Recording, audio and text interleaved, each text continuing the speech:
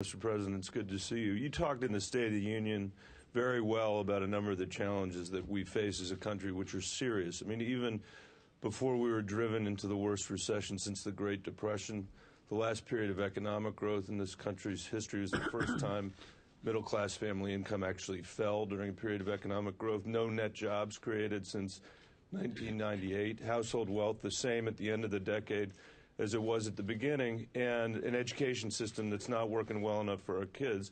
And on top of everything else, got a $1.4 trillion deficit and $12 trillion of debt.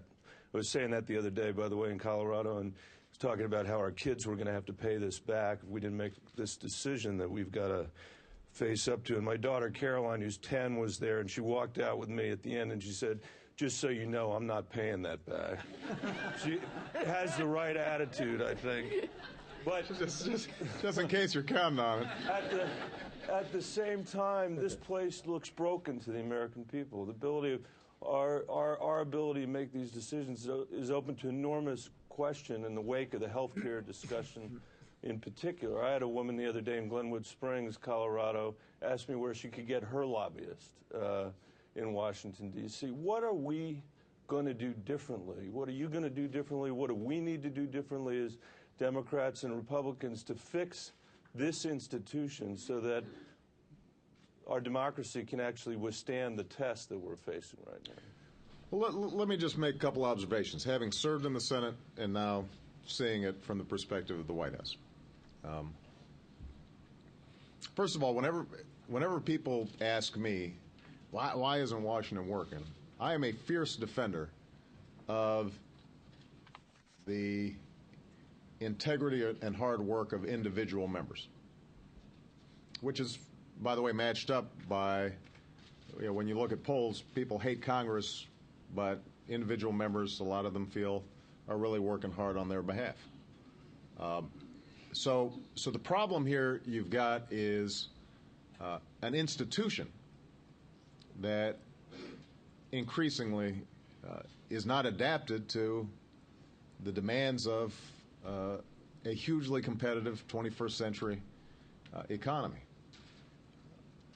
I think the Senate in particular, the challenge that I gave to Republicans, and I will continue to issue to Republicans, is if you want to govern, then you can't just say no. It can't just be about scoring points. There are multiple examples during the course of this year in which that's been the case. Look, I mentioned the filibuster record. We've had scores of pieces of legislation in which there was a filibuster, cloture had to be invoked, and then ended up passing 90 to 10 or 80 to 15. And what that indicates is a degree to which we're just trying to gum up the works instead of getting business done. That is an institutional problem. In the Senate, the filibuster only works if there is a genuine spirit of compromise and trying to solve problems as opposed to just shutting the place down. If it's just shutting the place down, then it's not going to work. That's point number one. Point number two, in terms of how we operate, we as Democrats, I do think that the more open we are, the more transparent we are, the more people know exactly how things are working, even if sometimes it takes longer to maintain that transparency, the better off we are. And I think the health care bill is a perfect example. I mean, the truth of the matter is that the process looked painful and messy, but the innumerable hearings that were held did give an opportunity for the product to get refined, so that I think that the ultimate package, after potential negotiations between the House and the Senate, is better than where we started. And there was a possibility, and continues to be a possibility, to be in discussions with the American people about what exactly that bill accomplishes. On the other hand, and I take some fault for this, At the end of the process, when we were fighting through all these filibusters and trying to get it done quickly so that we could pivot and start talking about other issues that were so important to the American people, some of that transparency got lost. And I think we paid a price for it. And so it's important, I think, to constantly have our cards out on the table and welcome challenges and welcome questions. You know, if the Republicans say that they can insure every American for free,